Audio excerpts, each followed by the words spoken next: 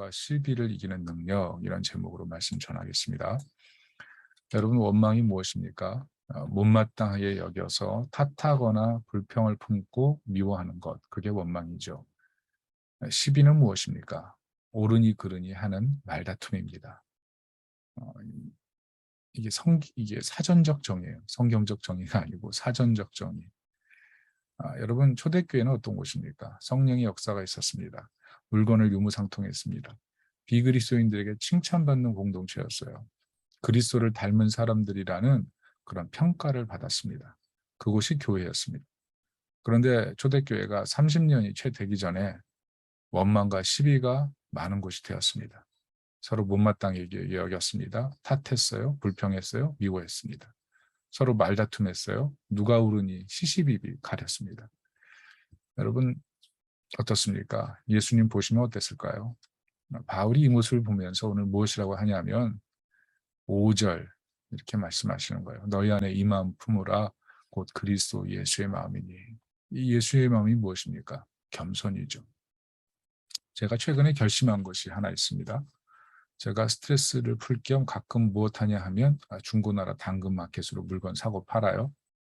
그런데 해보니까 세 가지가 안 좋습니다. 먼저 파는 것도 힘들고 사는 것도 힘들어요. 두 번째는 1,000원, 2,000원 때문에 괜히 빈정상해요. 그리고 마지막으로 하나님의 종에게 하나님이 채우실 건데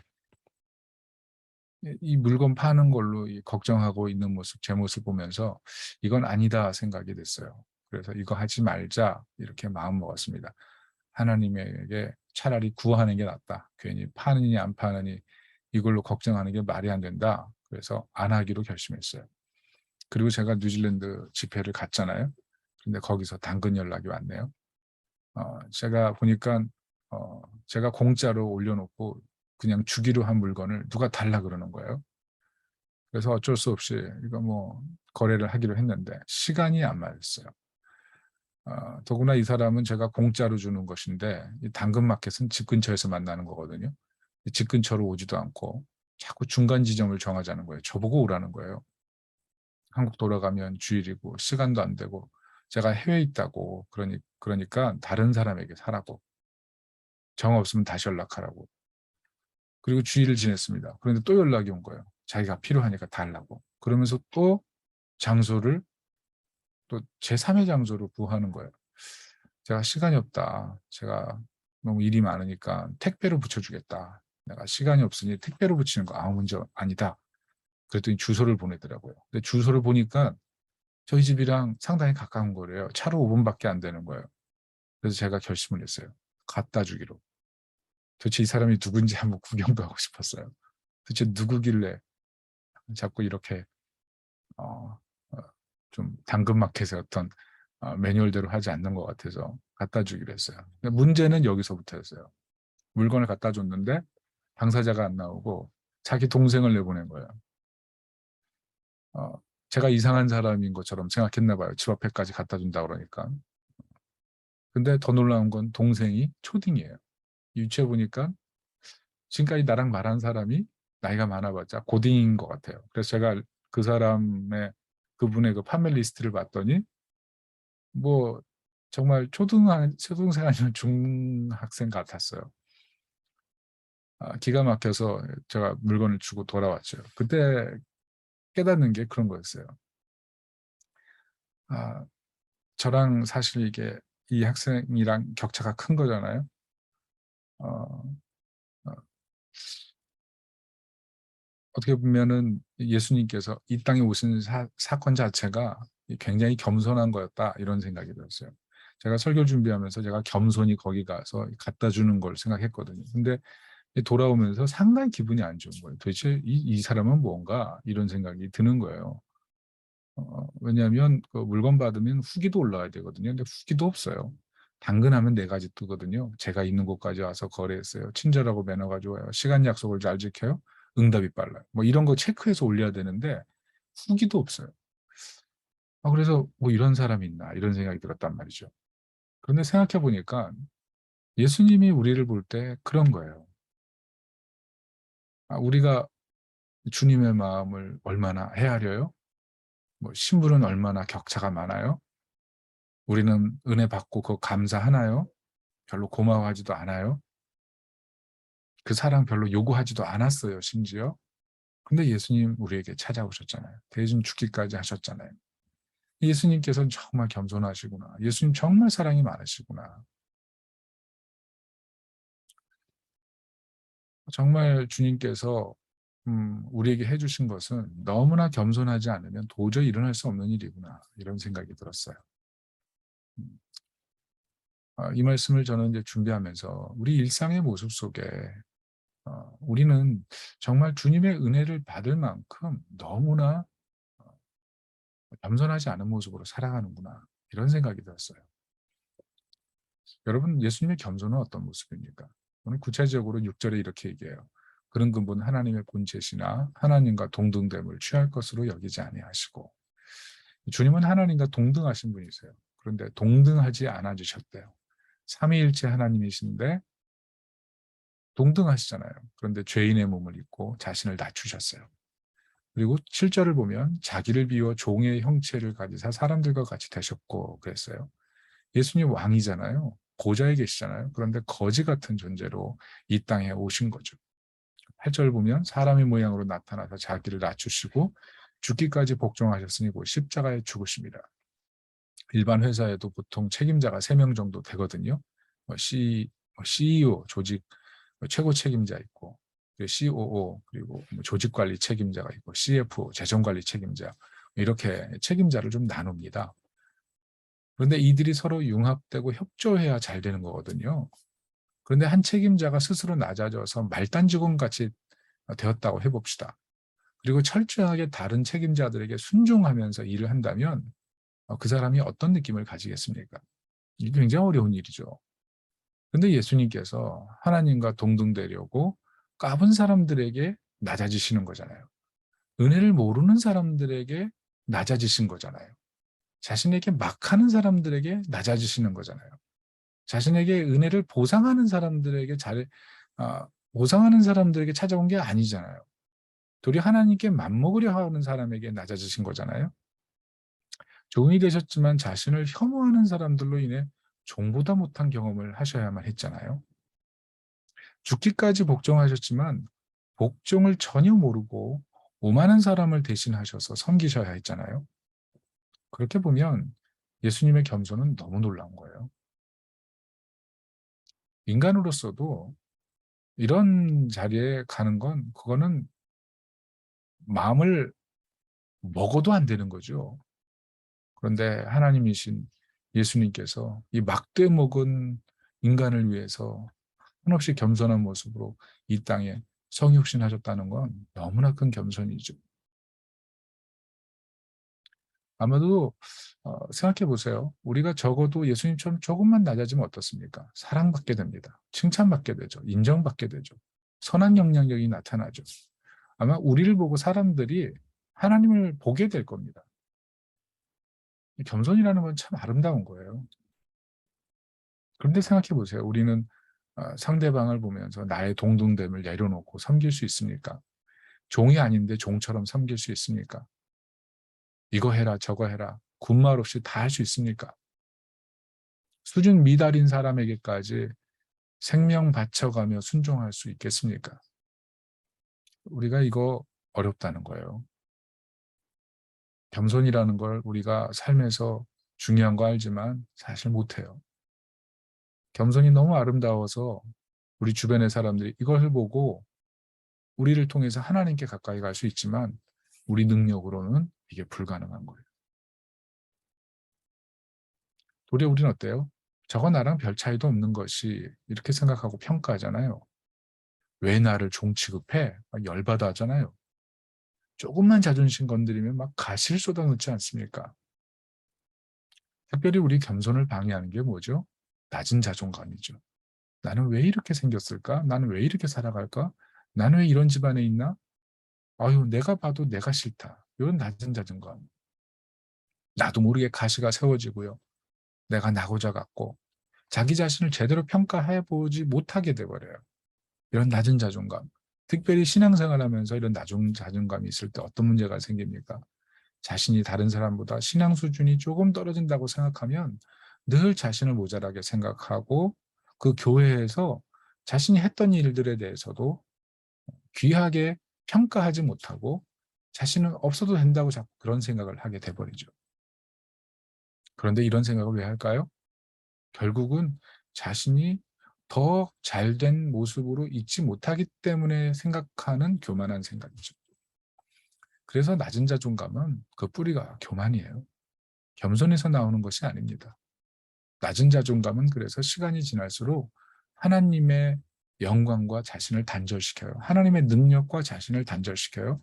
하나님이 주시는 기쁨과 자신을 단절시켜요. 성숙과 자신을 단절시켜요. 은혜와 자신을 단절시켜 버립니다. 기도하지 못하게 되고요.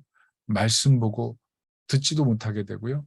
영적으로 꽉 막힌 상태가 돼 버려요. 여러분, 꽉 막힌 상태. 얼마나 힘듭니까? 근데 왜 그렇게 우리가 그런 생각을 할까요? 그것은 우리가 죄인이면서 의인이기 때문에 그래요. 우리가 예수님의 은혜로 의인이 됐지만 여전히 죄인이기 때문에 그래요. 동시적으로 우린 의인이면서 죄인인 모습으로 살아가기 때문에 그래요. 죄성이 우리를 강하게 붙잡고 가기 때문에 그래요.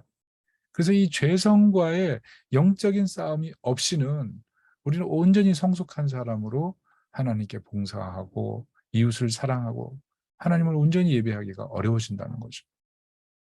그런데 은혜가 무엇입니까? 하이델베르 그 조리문답 1문을 보면 참 위로가 돼요.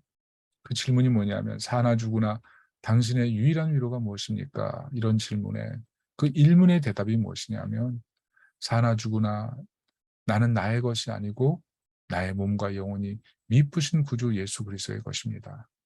주께서 보배로운 피로 나의 모든 죄값을 치루어 주셨고 마귀의 권세로부터 나를 자유케 하셨습니다. 또한 하늘에 계신 아버지의 뜻이 아니고서는 나의 머리털 하나도 상하지 않듯이 주는 나를 지켜주십니다. 실로 이 모든 것이 합력하여 나의 구원을 이룹니다. 내가 주의 것이기에 주께서 성령으로 말미암아 영원한 생명을 보증하시고 나의 온 마음을 다하여 기꺼이 주를 위해 살게 하십니다. 이것이 나의 유일한 위로입니다. 무슨 말이에요? 나는 죄성에 사로잡혀서 교만할 수밖에 없고 원망과 시비로 살 수밖에 없는 존재라는 거예요. 그렇지만 보배로운 피를 흘려주신 그리스도의 은혜 때문에 우리는 주님의 것이 되었고 우리는 더 이상 악의 길로 갈 수 없도록 하나님의 은혜의 보호막 아래에 있는 존재가 됐다는 거죠. 그리스도께서 내 안에 임하셔서 내가 그리스도의 것이 되었기 때문에 우리는 그리스도의 의가 붙들고 가는 존재가 된 것이라는 거죠. 그리스도께서 나를 위하여 모든 낮아짐의 자리로 가시고 부활하셔서 가장 높은 승귀의 자리로 가셨기에 나의 낮아짐은 그리스도와 함께 죽었고 나의 낮아짐은 그리스도와 함께 가장 존귀하게 바뀐 거죠. 그래서 우리의 낮은 자존감 이거 어떻게 해결하나요? 우리로 하여금 나도 모르게 원망하게 하고 나도 모르게 자꾸 시비 걸게 만드는 이런 낮은 자존감의 문제는 어떻게 해결하나요? C.S. 루이스가 인생에 세 가지 중요한 질문이 있다고 했어요. 첫째는 우리가 하나님께 얼마나 중요한 사람인지 알고 있는가? 그 질문을 했고요. 두 번째는 하나님을 어떻게 보는가? 하나님을 어떻게 보는가? 세 번째는 나 자신을 어떻게 보는가? 이 문제에 대해서 지혜롭게 답변할 수 있을 때 우리는 건강한 자존감을 가지고 살 수가 있는 거죠. 이 인생의 세 가지 중요한 질문에 정답이 무엇입니까? 예수님께서 나를 위해 하신 일을 알고 믿고 확신하여 살면 해결되는 거예요. 그리스도를 통할 때 우리는 하나님께 소중한 존재가 돼요. 그리스도를 통할 때만 하나님은 위대한 분으로 우리 삶에 영광스럽게 나타나세요. 그리스도를 통할 때만 나는 정말 사랑스러운 사람이 되는 거예요. 나의 무슨 행함, 나의 무슨 능력, 나의 무슨 재력, 나의 무슨 외모, 내 주변의 사람들이 나를 영광스럽게 만드는 어떤 삶적인 변화, 이런 것으로 내가 소중하고 아름답고 사랑스러운 존재로 바뀌는 게 아니죠. 예수 그리스도께서 하신 일, 그 하신 일을 통해서 우리 인생이 정말 아름답게 바뀌는 거죠. 그래서 예수님이 하신 일을 바라볼 때 사실은 원망과 시비에서도 벗어나는 거예요. 우리가 무엇을 바라보고 있는지를 잘 생각해야 돼요. 원망과 시비가 생길 때 우리가 누구를 바라보고 있는가, 무엇을 바라보고 있는가 잘 생각하셔야 돼요. 결국 예수님께서 하신 일, 그것을 바라보면 원망과 시비 다 사라져 버립니다. 우리는요, 얼마든지 겸손한 척 할 수 있어요. 원망과 시비도 전혀 없는 척 하면서 살 수 있어요. 모조품처럼 신앙생활 할 수 있어요.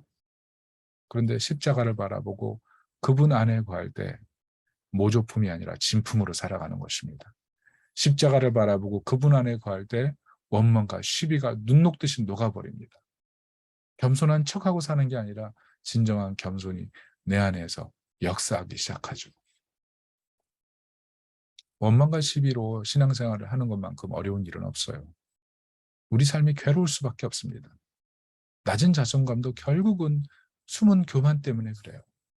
어떻게 해야 될까요? 어떻게 해결할 수 있을까요? 그렇습니다. 예수님을 통해서 세상을 다시 봐야 돼요. 예수님의 겸손, 그 낮아지심을 통해서 우리에게 이루신 그 구원을 바라볼 때 우리는 세상을 다르게 보게 되고 나를 다시 보게 되고 이웃을 다시 보게 되고 하나님을 다시 바라보게 되죠. 그리스도를 통해 인생을 살아갈 때 우리는 진정한 겸손의 삶을 살게 되고 아름다운 신앙의 삶을 살게 되는 줄로 믿습니다. 이런 은혜가 있기를 예수님의 이름으로 축원합니다. 아멘. 우리 이 시간 다 같이 한번 기도할까요? 하나님, 예수님의 겸손을 바라보며 내 안에 일어놓으신 놀라운 이 은혜를 발견하고자 예수님 더 바라보게 도와주세요. 예수님 바라보고 사람 바라보고 환경 바라보고 문제 바라보지 않게 도와주세요. 십자가에 달리신 예수 그리스도를 통하여 우리는 진정한 겸손에 이르고 원망과 시비를 벗어나고 정말 아름다운 삶이 되고 소중한 존재로 살아갈 수가 있습니다. 주님, 내 눈을 십자가에 고정시켜 살아가게 도와주세요. 우리 다 같이 기도하겠습니다. 하나님, 내 눈이 십자가에 달리신 예수 그리스도 그분만을 주목하기를 원합니다. 내 눈이 나를 위해 죽으신 예수 그리스도 그분만을 주목하기를 원합니다. 나를 위해 이 땅에 오셔서 낮아지신 그리스도만을 바라보기를 원합니다. 원망과 시비, 다툼, 분쟁, 문제를 바라보고 사람을 바라봤더니 생깁니다. 오직 예수 그리스도를 통하여 나는 소중한 존재고 이웃도 소중한 존재고 하나님의 위대하심을 발견하게 되고 예수 그리스도를 통하여 우리 마음의 어둠이 사라지고 악령이 떠나며 질병이 치유되며 예수 그리스도를 통하여 우리는 만왕의 왕 되신 하나님 앞에 온전히 나아가 하나님의 무한한 자비와 긍휼과 은혜를 얻게 되는 줄로 믿습니다. 오늘도 주여 우리에게 치료의 강선을 바라시며 모든 악령과 저주를 끊으시며 오늘 예배를 통해서 우리의 부족함을 불쌍히 여기사 하나님의 한량없는 은혜로 채우사 하나님의 은혜 없이는 아무것도 할 수 없는 우리의 연약함을 하나님의 은혜로 덧입히사 오직 주의 은혜로 감사하며 경배하며 헌신하게 하옵소서. 오늘도 우리의 심령 깊숙이 한량없는 은혜를 부으시고 십자가에 달리신 예수님을 주목하게 도와주옵소서. 그 예수 그리스도로 말미암아 원망과 시비를 벗어나고 문제를 벗어나고 그리스도를 통하여 하나님의 영광스럽고 아름답고 소중한 존재로 인생 살아가도록 도와주옵소서.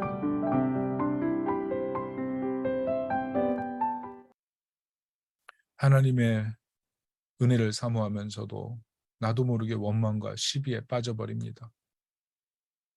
너희 안에 이 마음을 품으라 곧 그리스도 예수의 마음이니. 겸손하신 예수님, 낮아지신 예수님 통해서 우리는 하나님의 은혜를 알게 됩니다. 예수 그리스도를 통하여서만 우리는 원망과 시비를 벗어나고 예수 그리스도를 통하여서만 나를 소중하게 보고 이웃을 사랑하게 되고 인생을 아름답게 살게 됩니다. 다시 한번 문제, 사람 보지 않고 예수님만 바라보게 도와주세요. 매 순간 예수님 바라보고 섬기고 예수님 바라보고 헌신하고 예수님 바라보고 직장, 가정, 교회 만나는 모든 사람에게 선한 영향력 끼칠 수 있도록 축복해 주세요. 예수님의 이름으로 기도합니다. 아멘.